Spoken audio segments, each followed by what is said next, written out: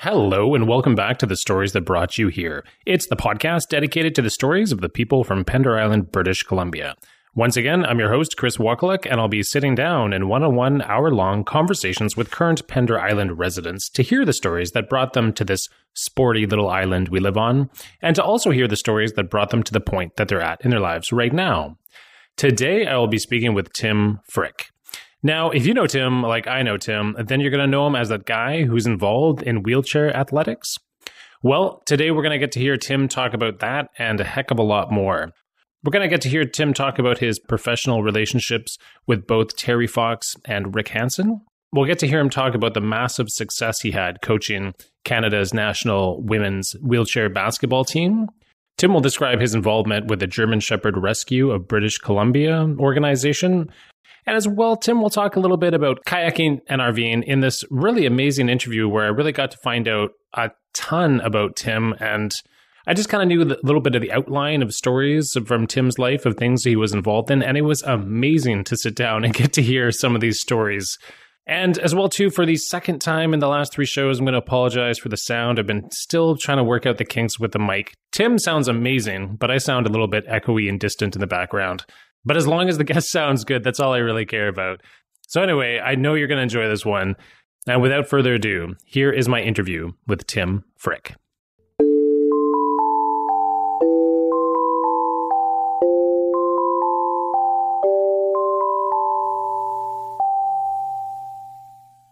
Tim, welcome to the podcast.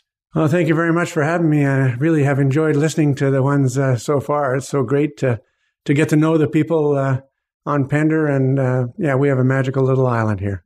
Yeah, thanks. I appreciate that. Thanks for saying that. We're just sitting down on a late morning, early afternoon on Sunday morning on Remembrance Day. And actually, we were just talking before we started about your parents, and I thought maybe that might be just a quick, interesting place to start here. You were just telling me a couple stories about your parents being in World War II and discussing that. Maybe before we touch on the first traditional question that I normally get to on this podcast, maybe if you just want to tell me a little bit about your parents related to their time serving in the war. Well, my dad tried to sign up to be a fighter pilot. He lied about his age, and of course, once they found that out, they turned him into a mechanic, and that's where he met my mom, who was also a mechanic, interestingly. Then as time went on, they got married, actually, in 1942, and then he got sent to Burma and served over there till the end of the war, and she got transferred to work for the Secret Service, and she must have been picked because she could keep a secret, because we, as kids, never knew what she did. And even after she passed away, there was only sort of rumors that other relatives, in England would tell us about her time with the Secret Service. So, we, growing up in the 50s and 60s, you sort of had a different sense of the history of World War II than obviously we do today. For sure. What were your parents' names? Well, Tony and Mary.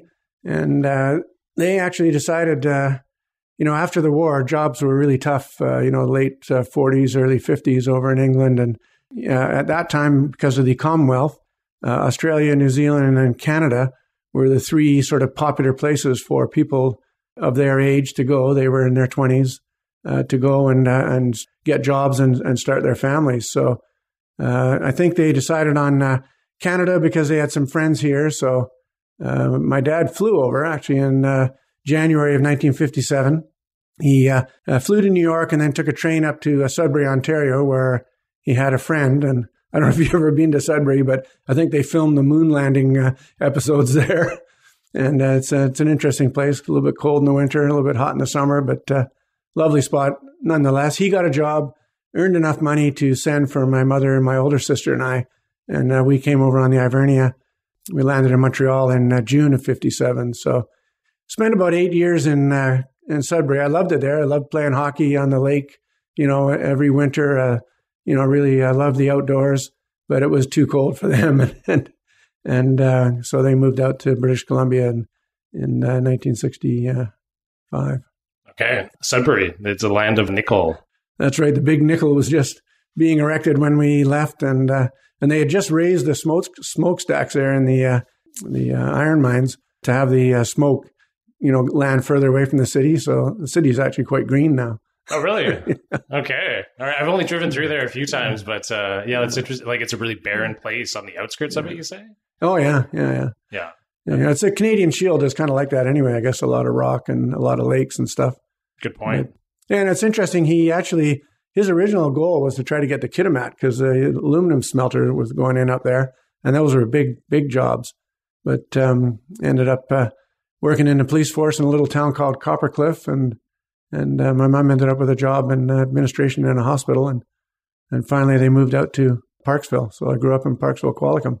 And as a Parksville, Qualicum guy, the Gulf Islands, they just didn't exist. We kind of looked down on the people from the Gulf Islands back in the 60s and, a bunch of hippies and, stuff like that. So it's kind of ironic that, I ended up here. Oh, really? So there was a perception of the Gulf Islands being a super hippie place in the 60s? Or? Oh, yeah. I mean, it was, nobody wanted to, you couldn't imagine living out in the sticks like on Pender or Salt Spring. I mean, I think we went to Salt Spring once as a school team to play some games or maybe a soccer team or something. And we just couldn't wait to get out of there. It's kind of embarrassing now to sort of say that, because now I'd recommend it to anyone. That's funny. Okay, cool. Well, let's lead into the traditional first question. And before I do that, I just want to give honor and thanks to your parents for both participating in World War II, considering the day that it is today, and say thank you for that. But the traditional first question is, what made you eventually come to Pender Island here? Well, I don't know if it's that interesting of a story, but it is to me anyway. But I worked at Douglas College, teaching and coaching for quite a few years. And my colleague, who was, I think, your 7th or 8th interviewee, Jewel Roper, she was a single mom. We were colleagues. I taught part-time in her department as well. And I think when Jordan was around 2 or 3, she asked me to, be like a big brother, an unofficial big brother, kind of a male influence. And that sort of all worked out. And, my first day when, I went to daycare to meet with Jordan, have lunch and sit with all the other kids. And they gave me my own table with a whole bunch of little 3 and 4-year-olds, and a fight broke out. One kid punched another kid in the nose, and all the other little kids are looking at me to do something. And I'm going like, well, I don't know how to break up a 3-year-old fight. Anyway, it was a auspicious start, but, we became kind of like family. We are like family. We spend most of our holidays together and stuff. So Jewel had the place on Pender down Pirates Road with her brother, Chris. She kept telling Gerry and I, my wife Gerry and I, about this Pender Island place. And still I was in that Parksville mindset that, the Gulf Islands, and a couple of years went by. Finally we said, okay, we'll come, we'll come and visit. So we came over on a long weekend in August of 1996. She had one of those, Chris had one of those 10-acre properties down Pirates Road. We were able to somehow get our truck and camper down sort of below where the little cabin was built onto a kind of a bluff. And that's where we sort of camped. And man, oh man, Gerry and I had been with the camper. We'd been to all kinds of places all throughout BC and Alberta. And, every time we went somewhere, we'd go, oh yeah, this is great. We should buy a summer place here. But, Pender Island just captured our imagination. It was just a magical feeling. So, Monday came, we're supposed to take the ferry back. And I said to Jill, would you mind if I just offload the camper here and then we'll come back every few weeks, whenever we're free on a weekend and see if we actually do like Pender. And basically every time we came back, we spent our hours driving around, getting lost in Magic Lake, looking at property. And we bought a little piece of property at the end of Magic Lake in 96 and moved the camper there. And eventually we end up here. So what was it that really drew you to finding the island to be so magical back in the day? I don't even know what it was about that initial visit. I guess the landscape, the ocean, the ruggedness, was really probably the initial kind of draw. And I'd gotten over that whole Gulf Island thing. As we came back for the weekends, you'd see the same people in the grocery stores and wherever we went, in the pub and so on. And they recognize you and they acknowledge you and, you have no idea who they are, but, you each recognize each other. And so we got that real great sense of community. And then we devoured the Pender Post every month that came out, just to find out all the happenings on the island. And it just seemed like a magical, wonderful community to live in. And, definitely off the beaten track, as it were. So out of the city and away from the sounds of the sirens and the ambient light and all that sort of stuff. So, yeah, it's just a magical spot to us. Okay. And so at that time, what part of the city were you living in? We were living in both New West and Port Coquitlam at the time. So Gerry was a grade 7 teacher out in Maple Ridge, and I was at Douglas College. So we kind of split the difference and lived halfway. And, we loved it there. There was no question about that. But, once we started coming here, there was no doubt in our minds that when we retired, we were moving here. Okay. And so I know that after 96, you and your wife, Gerry, decided to start building a house. And how did that unfold? Well, it's another interesting story because, you don't know all the rules as CRD and the Islands Trust and everybody else. And, we would come over for a weekend and a friend of ours actually offered us a fifth wheel trailer that we could park on the property. And I thought, wouldn't that be great to actually have a bathroom where you didn't have to drive down to, Browning or somewhere, So I started looking into it and realized that, by the time I paid for the sewer and the water and all the other stuff that went with it, and we were putting aside so much a month for the future anyway on Pender, I thought, well, why not just get a builder's mortgage and build a house? So I think in 99, we started building and we'd come over every few weekends. We'd bring friends over, and pretty well every friend we have has been over here and contributed to the building. And we had some locals, of course, like Gerry Lapalm, who's passed on now, but then Bernie Vanderhaeg, the electrician, who's also passed on. But, we had a few of the local, characters that came and helped us and taught us how to do it. So that was a neat time as well.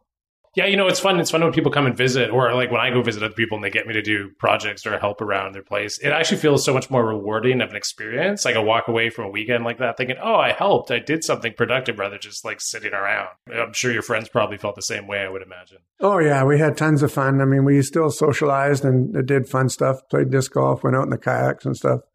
But in between times, we managed to get a bit of building done. And the next thing you know, the house is ready.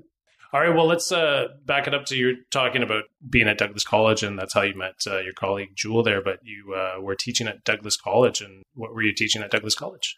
Well, I was teaching part-time in the therapeutic rec and part-time in the sports science programs, and at that time I was also coaching our national wheelchair basketball team, our women's team, sort of off the side of the desk, as it were. And over time, eventually I ended up full-time within the sports science area. And then after a while, the coaching expanded and it became sort of part of my job. The college would be paid by Wheelchair Basketball Canada to release me to go on all the events, the camps and tournaments and that sort of stuff. So, it was a wonderful career, really. And that, to be honest, I could have kept doing it, but it would have just cost too much money to commute back and forth and work in the city. I figured, just bite the bullet and retire. Okay. Well, let's get into the wheelchair basketball because when I talked to you before the interview, I asked for some information and I didn't even realize that you had a Wikipedia page about you, which I read, which was pretty amazing. But on the Wikipedia page, it talks about the successes you had as a coach of Canadians women's national wheelchair basketball. Did I get that all correct? Perfect. But if you want to speak about that, what happened within that situation? Yeah, that started out sort of by accident, I guess, really. I mean, I played volleyball at university. In my final year there, we won nationals. I was going to be a big-time volleyball coach somewhere. And through a mutual volleyball friend, I met this kid named Rick Hansen. And when I met him, it was actually after his accident, but he was walking with his braces and crutches, and he was just standing in a room that, where my buddy was. So I kind of met him. I didn't really, I saw the crutches. I thought maybe he had a sprained ankle. He was introduced as a volleyball player by my friend Glenn. And so I thought, what the heck, eh? And I never really sort of paid much attention to it. And I continued on the following year, sort of trying to started coaching at Langara College, try to build my credentials so that I could eventually probably go to the States or, some semi-pro league somewhere. And that was my goal. And for a summer job, when I was at UBC doing my master's, I was looking after the facilities. And it turned out that UBC was hosting the BC Games for the physically disabled, is what they called it in those days. It would be the equivalent to like a provincial, parasport games now. There was a summer student that was hired to, sort of help out, and his name was Rick Hansen. And so he comes wheeling into this meeting and says hi to me like he knows me. And I look at him, I go, he looks familiar. I must know him. So I say hi back. And next thing you know, he's badgering me and pestering me to coach his wheelchair volleyball team. So I thought, oh gosh, I got enough things to coach, but it sounds like kind of fun. So I went out to the first wheelchair volleyball practice, and I kind of said to the team, I don't know anything about wheelchairs. I don't know anything about paraplegia. I don't know anything about disabilities, but I know how to coach volleyball. So I'm going to run all the volleyball drills that I think are going to work, and give me 2 weeks, and if you guys don't like it, you can ask me to leave. And of course, that began a history of, next thing you know, I was practicing with the wheelchair basketball team because they needed players. I was out wheeling around Stanley Park trying to build up my arms and trying to get rid of all the blisters that I got, of course. And so I just got entrenched in wheelchair sports, coaching athletics and, the track events and marathon and road racing. And I sort of thought to myself, gosh, to get paid to coach, you really have to make big moves, and you have to probably go to the States. It would be the first choice. And I thought to myself, well, this coaching is a lot of fun.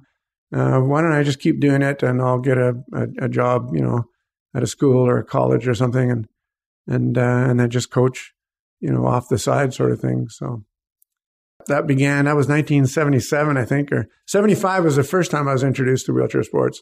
77 is when Rick hooked me in, and it's been ongoing.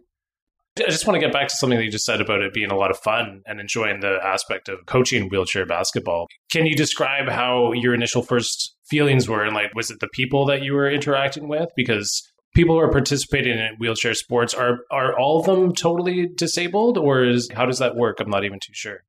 Things have changed a little bit now, I suppose, but certainly over time, and to compete internationally, you have to have some kind of a certifiable type of disability. It's called classification. So you have to be classified as having a type of disability. And that can range anywhere from having a spinal injury in your neck and sort of quadriplegia all the way through to bad knees or something that just can't be repaired. And so, there's systems in place. The classification system allows for people with all different abilities within that, within those functional abilities to be able to participate. So functional ability is a big deal in the wheelchair sports world. When people compete, they typically compete against others who have similar functions in terms of strength, core strength, a range of motion within the wheelchair, forward and backward movement, sideways movement, rotation, and that sort of stuff. So there is a really good classification system in place. But for me, to be honest, I just sort of saw all the players as just players.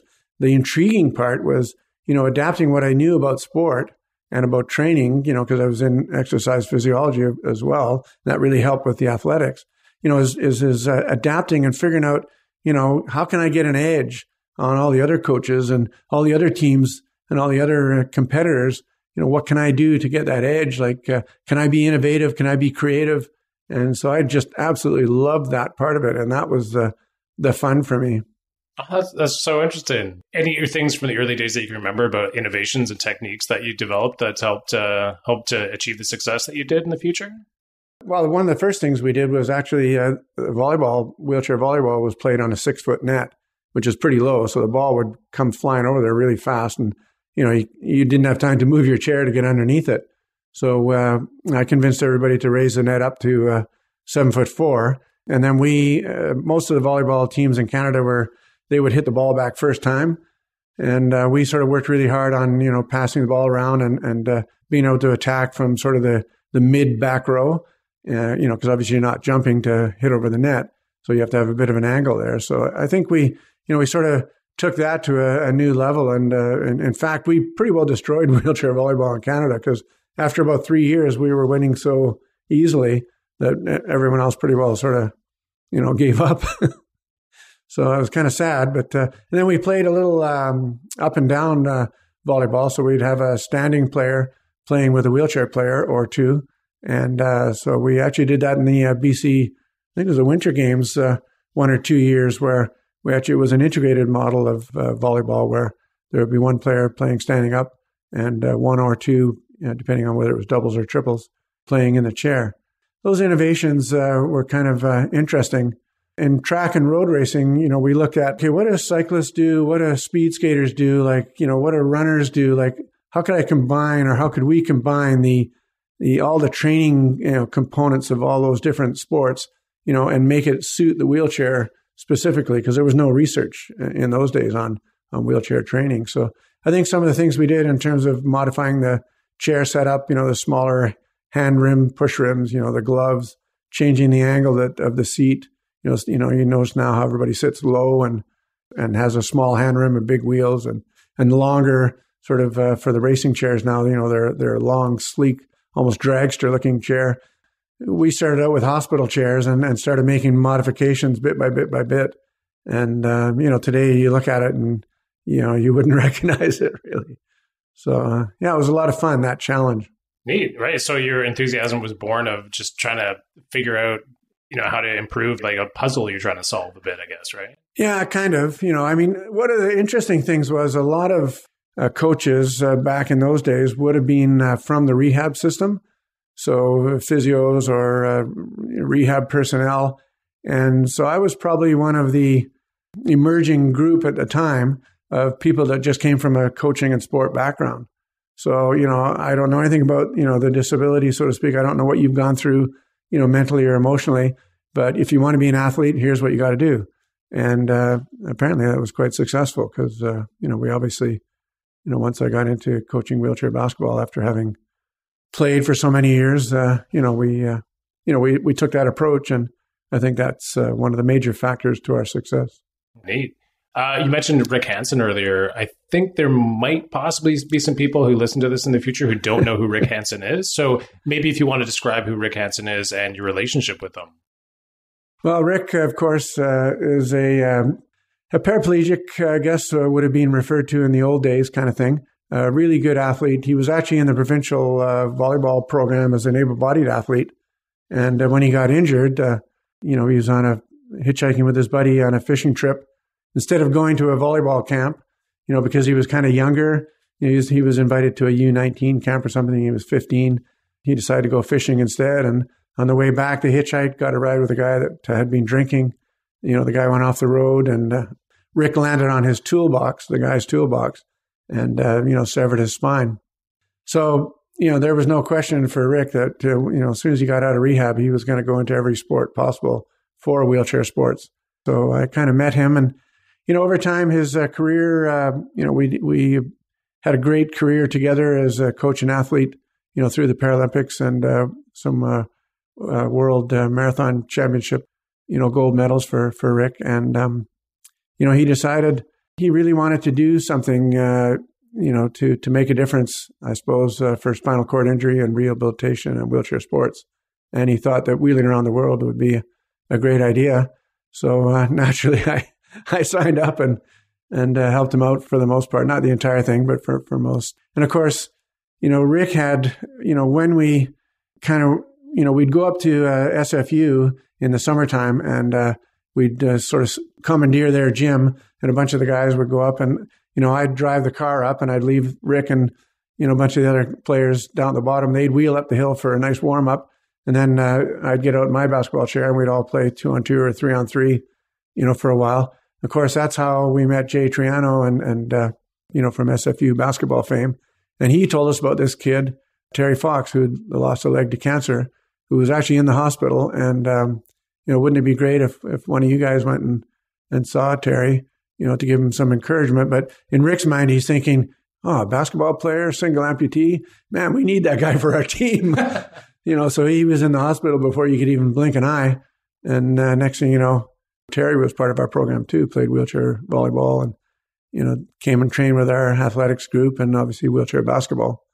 And then, and then when Terry was in the hospital and he saw all the hurting, as he put it. He decided he wanted to do something. So, the two of them were kind of on this pathway, I guess, to make a huge difference in our society. And, for me to accidentally run into them is, I'm just the luckiest guy around, the luckiest coach around to have been associated with those two. I knew that you had a connection to both of those individuals, but I didn't realize that Rick Hansen and Terry Fox had a connection to each other. Oh, yeah. Yeah, definitely. Rick recruited Terry and got him playing wheelchair basketball.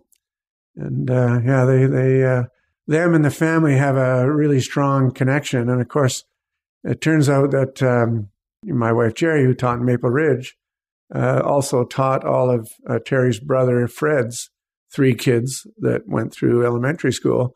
And the hometown run was always in Port Coquitlam for the Terry Fox run. So we got to know Benny and Rolly, Terry's parents, and obviously, with Rick as well, because Rick had a small bronze statue of Terry that he took with him on his world tour in, 85, 86, and 87. So we have this really interesting kind of interconnection. And a few years ago, I sort of delved into coaching curling for a while because that's another long story.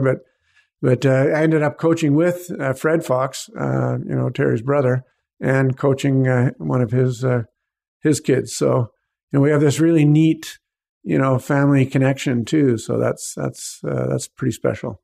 Yeah. Actually, it just brought me back to being in elementary school, and my class went down to see Rick Hansen coming in to finish his trip around the world there. And it was a huge deal in the Lower Mainland. Yeah, it was May 22nd, I think, of 1987. And on those final couple of days, I got to drive the motorhome support, in behind everybody.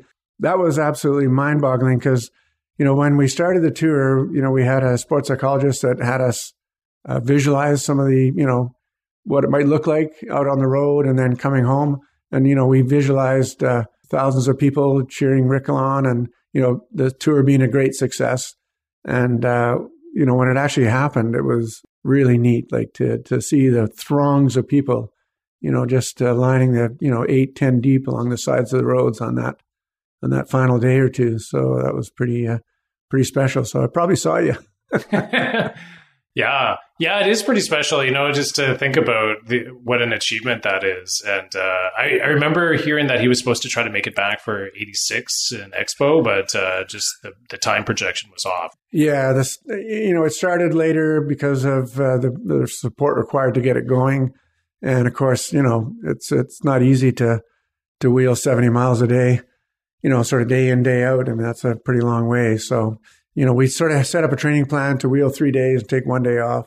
And then I think when Rick came across Canada, it was about 50 miles a day, because obviously the demands from the media and groups across Canada were so high.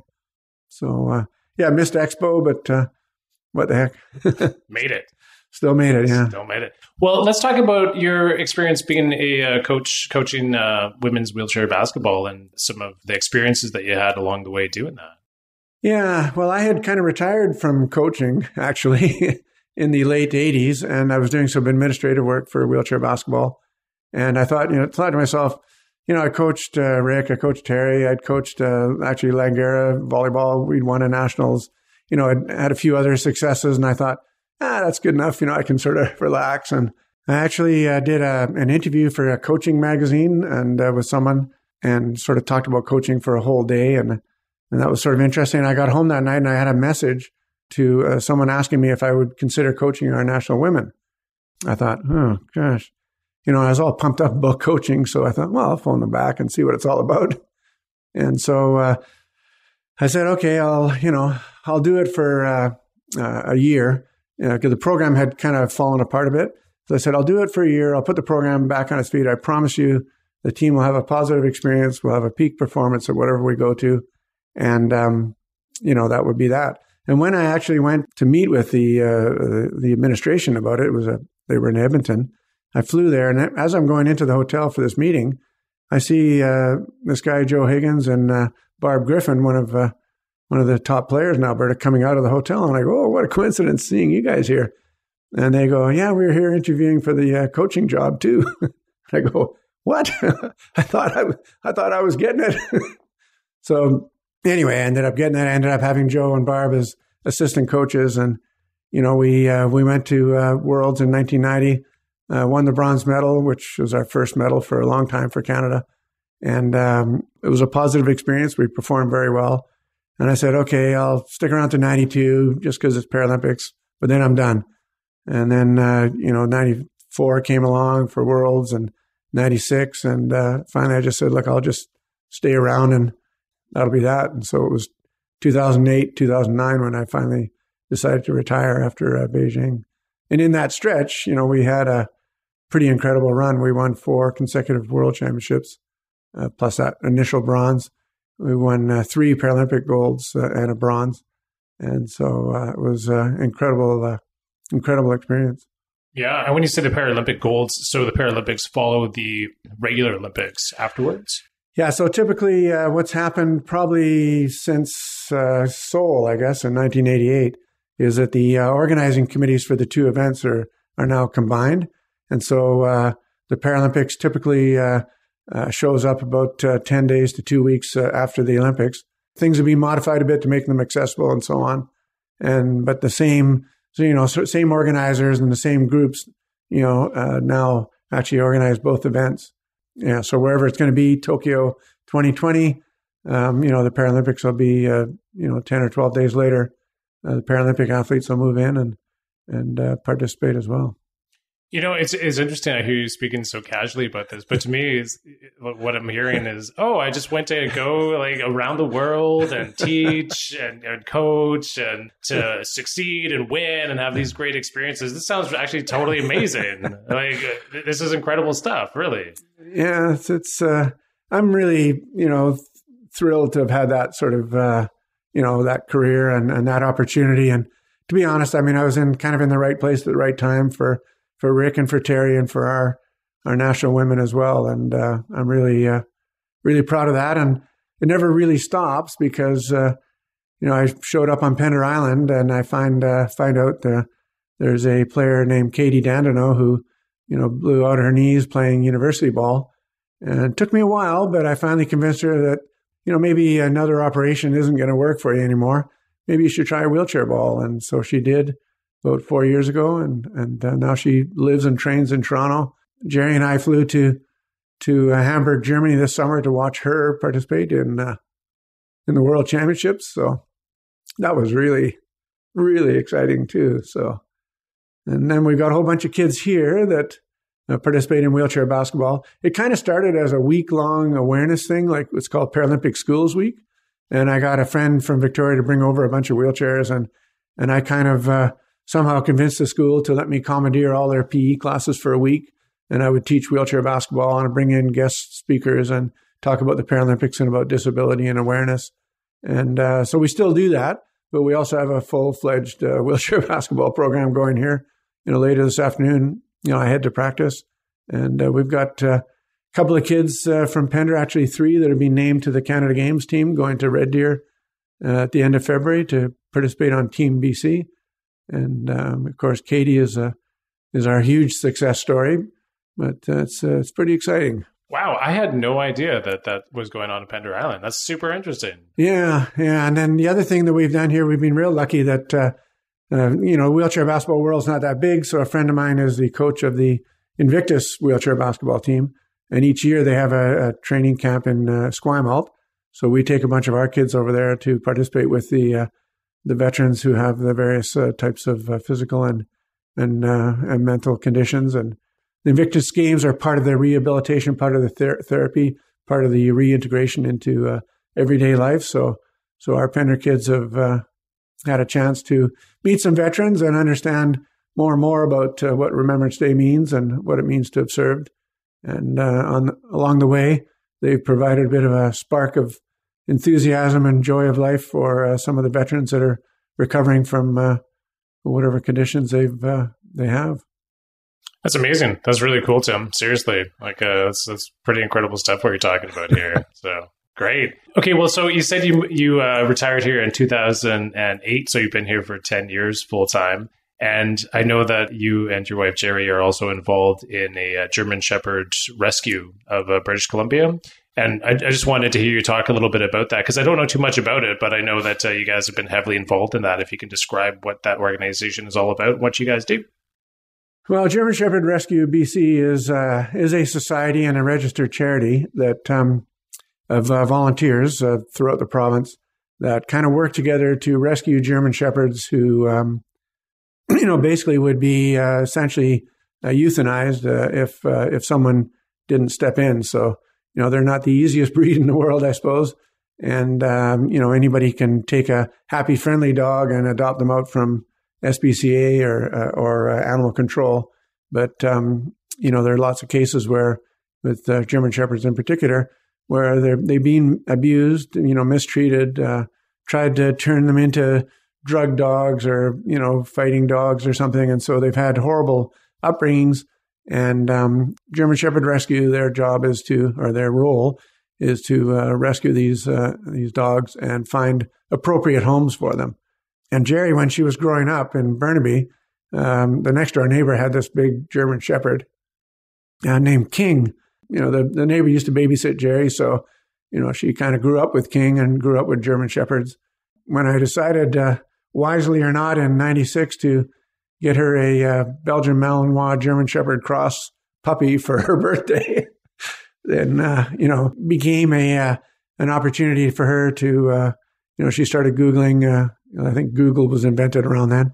She started Googling, German Shepherds and rescues, and she got involved, in fostering, first of all. And now she does both that, and she does a lot of fundraising as well. Because, a shepherd comes into care, there's always something wrong with him. He's always sick or needs spaying or neutering or some sort of medication or some kind of treatment. And then, fostering, the food costs and so on are covered by German Shepherd Rescues whenever they can. So it takes a lot of money to rehome an abused or mistreated shepherd. So that's what she kind of does now. But she has been the driving force behind fostering, I think, 15 shepherds now. 13 of them, successfully left our house and went to other homes, which has been really cool because a number of those individuals we've become friends with. And so, we get to spend time with them, and, some of those dogs have passed on, but, new ones have been adopted. So we kept number 14 and number 15. Oh, yeah. And, What are their names? Ruger and Jackson. Ruger and Jackson. Okay. And mainly it was because our second German Shepherd, Ziva, she was a female who was a little bit nervous, a little bit shy. And I think Gerry thought, fostering a dog might help her, become a little more, confident and comfortable. And it actually worked so well. She became like the sort of ultimate foster sister. So, a dog would come into our home and Ziva would, teach them how to behave in a house. And it's really interesting process to watch, how the other dogs, learn from her what to do, how to behave, how to act, within in a home setting. And so some people on Pender might remember Ziva. She was the one that had degenerative myelopathy, which is a ALS or MS type condition. And so for her last few years, she had I built a little wheelchair for her.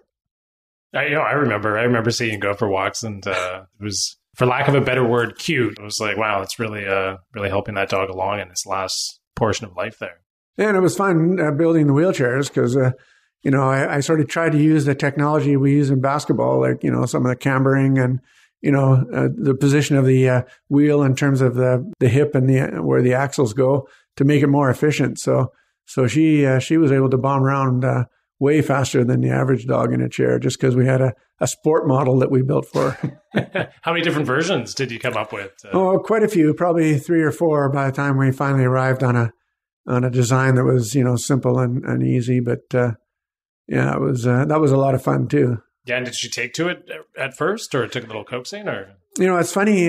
She, the first time we kind of put it on her when she couldn't really use her back legs anymore, it's sort of like, because if you can picture the front legs kind of pushing forward a bit, so the chair actually rolls back just naturally.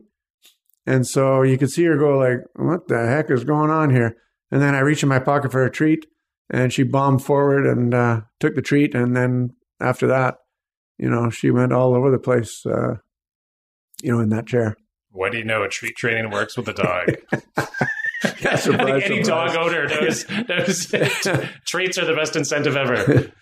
Yeah. So that's kind of cool. So yeah, we've done fundraisers on the island. We do the annual pet photos with Santa this year, coming up on December 1st. And people can come down to the Driftwood, bring your pet, any pet. And we've got a very special Santa that is really good with pets. And so we'll take the photo, make Christmas cards for you with your pet's picture with Santa, address labels.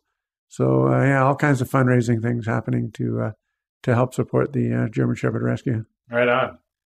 All right. Well, moving into the second traditional question I always get to on this podcast. And that question is, who has helped you along the way on Pender Island, Tim? Oh, boy, that's a good question.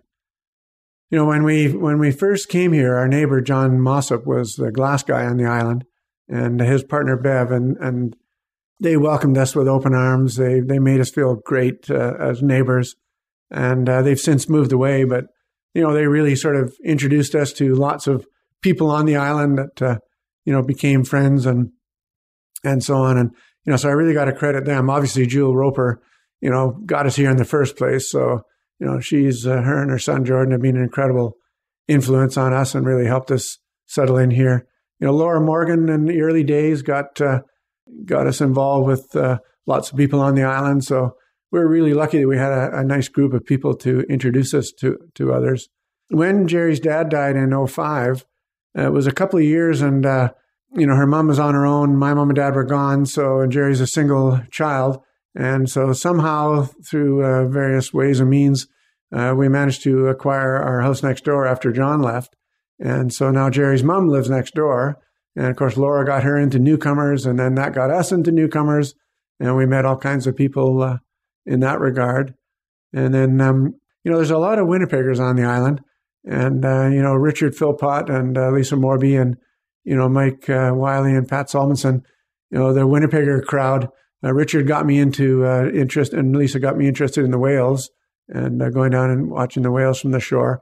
And then Richard really mentored me in kayaking and in ocean kayaking, because I'm fine on the lake, but a little different in the ocean. So, he was a big influence in getting me out on the water, and really, really appreciated that.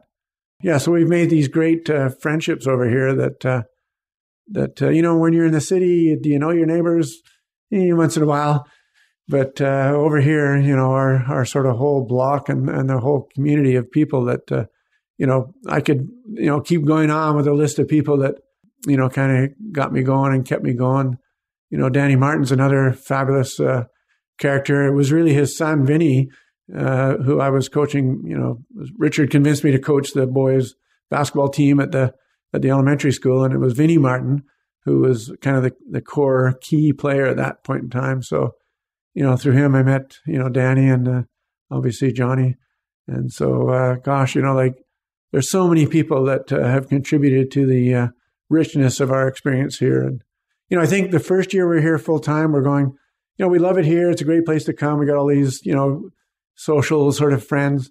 And we weren't sure, is it going to work out as a full-time kind of gig or not?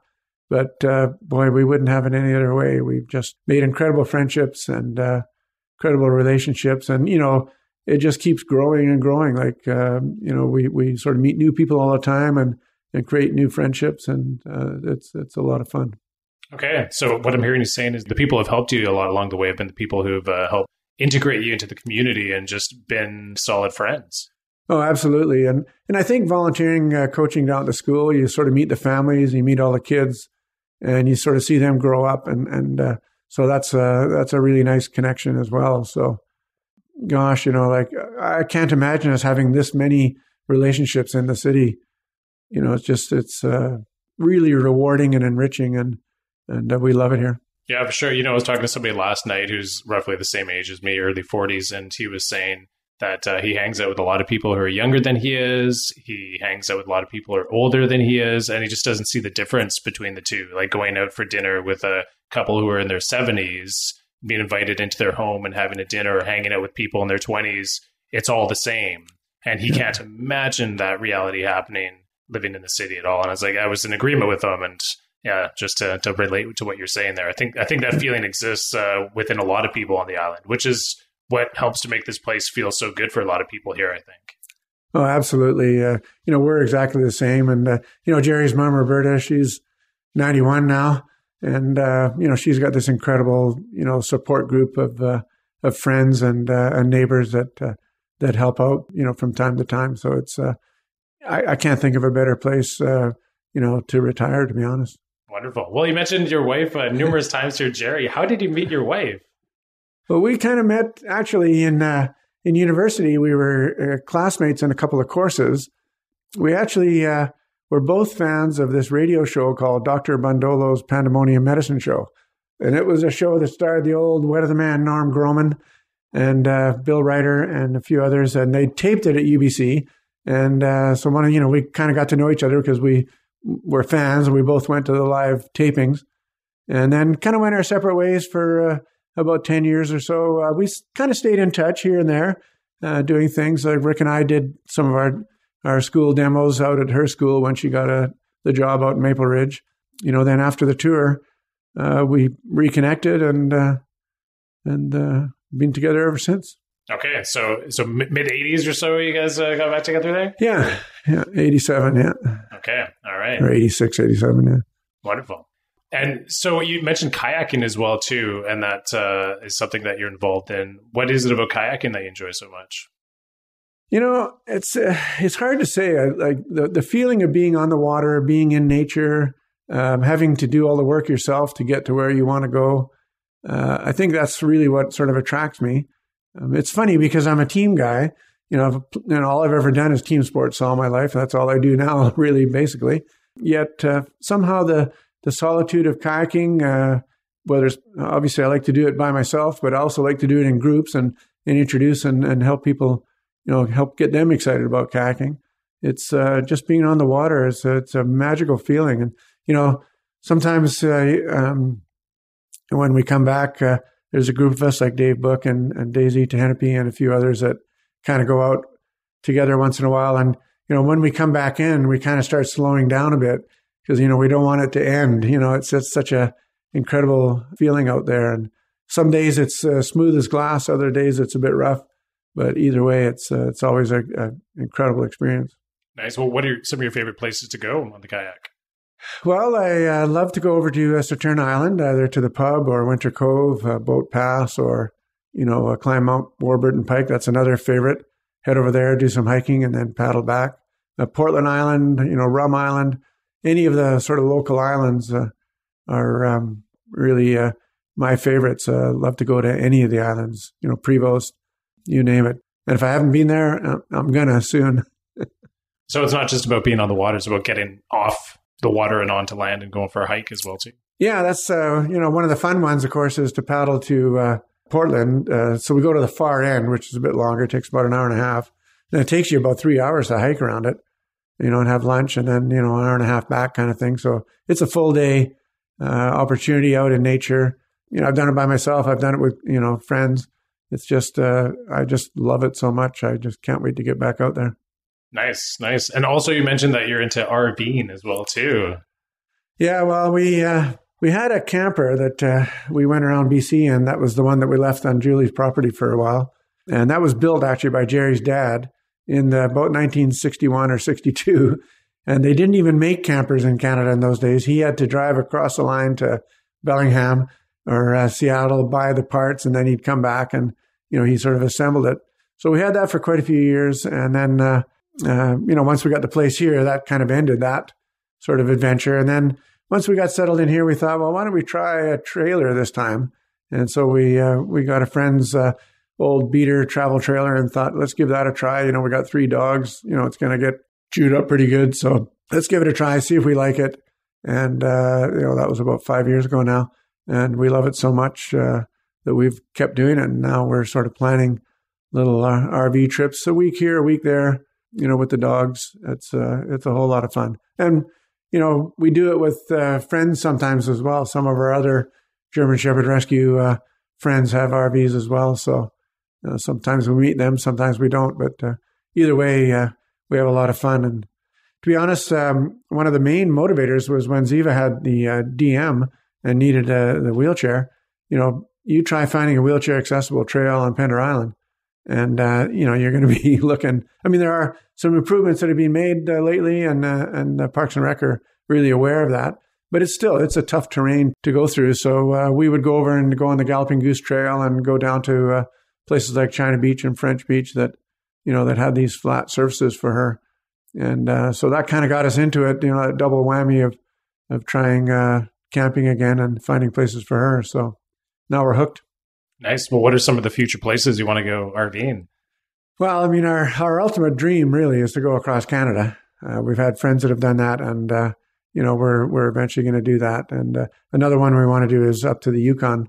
I've got my older sisters now in Dawson Creek, and so before we all get too old, we really need to head up to the Yukon with them. But for the time being, we're happy going over to Souk, once in a while Tofino, up the east coast of Vancouver Island is fantastic. And sometimes if I have a clinic in Vancouver that I'm doing, because I'm still actively doing some coaching clinics, although I'm trying to wean myself away from it, but it happens still. And sometimes we'll head over there, we'll take the trailer over and we'll camp down at Bray Island or somewhere and use that as our headquarters and stay an extra week and sort of enjoy that region as well.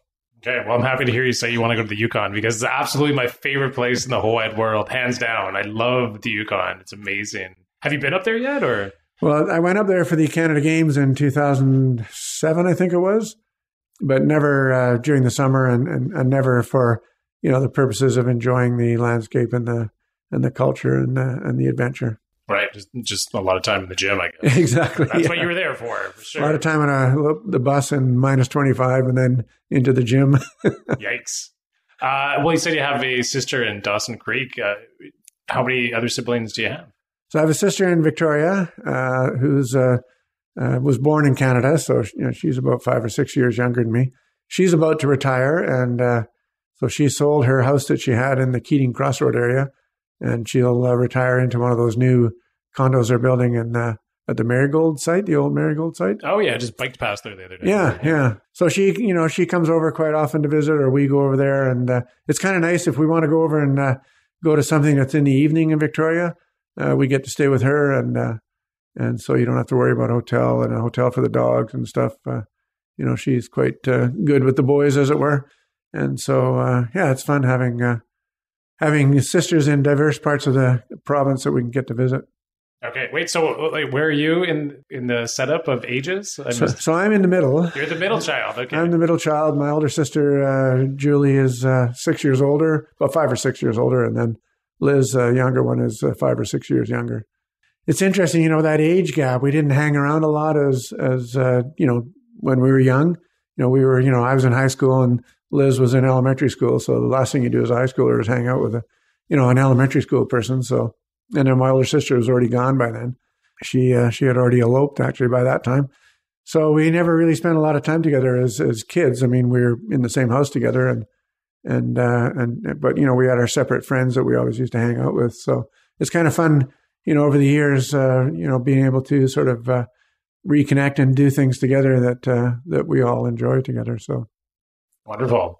And maybe you just want to bring this back around to the beginning of your life a little bit about your family heritage. So you said that your family's from England. Well, originally, there is a town called Frick in Switzerland, where the original sort of group came about 6 or 7 generations ago. They came there, they left there. Some of them on our side of the family, anyway. Some of the Fricks went through France, and then for the last 3 generations in England. It's interesting, both my dad and my grandfather were bobbies in various police forces in England, which is sort of interesting that I'm the first one to break that chain, I guess, of not joining up with the police. But it's an interesting sort of history. And we've reconnected now with some cousins in England, both on my dad's side and my mother's side, that we've visited over the years, and they've come and stayed with us out here. So that sort of family connection, we no clue about it when we were young, but, once we hit our 40s and 50s, we kind of reconnected and everyone had the means to be able to travel. So we've been able to travel back and forth. we also have an interesting connection with a German family. The German coach from 1990 and 92, Hans and his wife Sabine, they decided to stay for a holiday in Canada after a training camp we had here in 1990 or 91. And so we said, well, when you come to Vancouver, come stay with us for a few days. And so that started this lifelong friendship of them visiting us for fun now and us visiting them. So, when we went to Germany to watch Katie play, we saw some English relatives first, some English people that had adopted German Shepherds that had moved back. And then we stayed with Hansen and Sabine for a while. And then they came with us to Hamburg to watch the tournament. So, it's been, it's one of those full circle things. Yeah. So in terms of places that you've traveled around the world in your life, through coaching and the other experiences that you've had, what place really stands out in your mind as a place that really resonated with you the most? Oh boy, that's, I think my most powerful experience was actually in Belgium, which is sort of interesting, is that I was with Rick then on the world tour, and we had a van that we were sort of following in behind as a support vehicle, and a few of us would rotate off riding the bike with Rick and stuff. It was a bit of a struggle going through England and then Scandinavia and places like that, and France and whatnot. And when we got to Belgium, the strangest thing happened. It was as if as we were going down the road, there all of a sudden people would be streaming out of the houses and the shops and the businesses and lining the road and cheering him on. And it wasn't like they were there waiting for hours. It was almost like they had a phone tree or something, and they were calling and saying, you're not going to believe this guy's wheeling around the world. And they all sort of kind of came out. A similar thing sort of happened in the Netherlands. And one of the things in the Netherlands that was really exciting, other than the fact that both those countries are fairly flat, so they're good for wheeling and cycling, is, on a day off, we got to go to a cemetery that had been primarily filled with Canadian soldiers. And, it's hard to even tell the story now without bringing a tear to my eye, but, so Rick and I and the crew went to the cemetery, and we had a tour up and down and some of the grave sites, some of the unknown soldiers that were from Canada, some of the known ones who had nameplates, and of course the cenotaph monument of Canadian soldiers. And the Dutch people were so thankful for the Canadians for liberating Holland, and they treated Rick as if he was one of them. And there was a point where, he was in his chair and he looks up and looks up to this monument, and you can see a tear running down his eye. And oh man, that even today I can't tell the story without cracking up. That was a really powerful experience. Yeah, that's really beautiful. Like the even so long into the future from that incident, that people had such positive, emotional, oh yeah. And that would have been 1986, I guess. So it was still, that was 40 years after the end of World War II. Yet Canadians still revered for what they had done for the people there. Yeah, for sure. Well, super poignant story for the day that we're recording this on. So thank you very much for sharing that, for sure. I guess maybe the last question is to touch on perhaps is, what sort of plans do you have for the future? What sort of goals and ambitions do you have leading up for the next phase of your life here? What does the future hold for Tim Frick?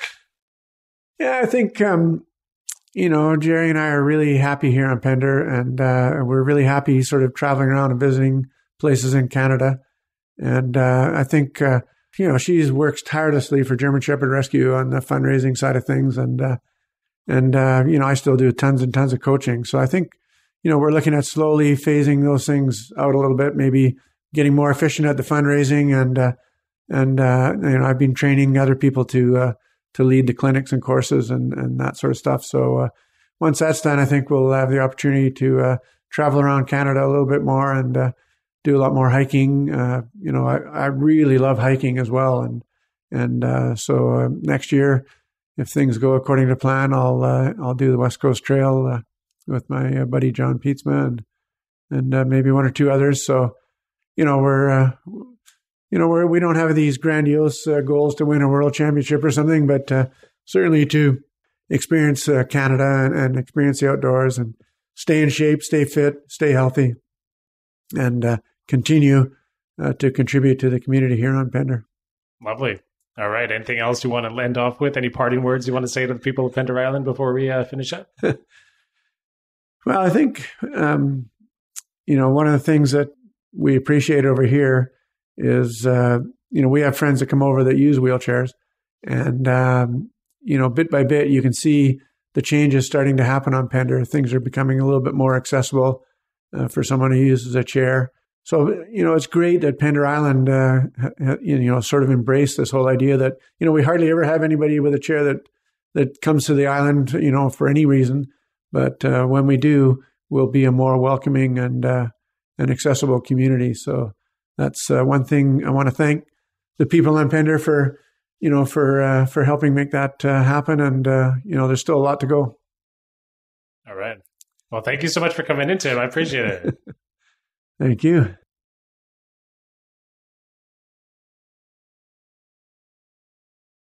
All right. Well, to honor that interview, I decided I'd come down to Mortimer Spit Park. So Mortimer Spit is located on the South Island, just past the bridge.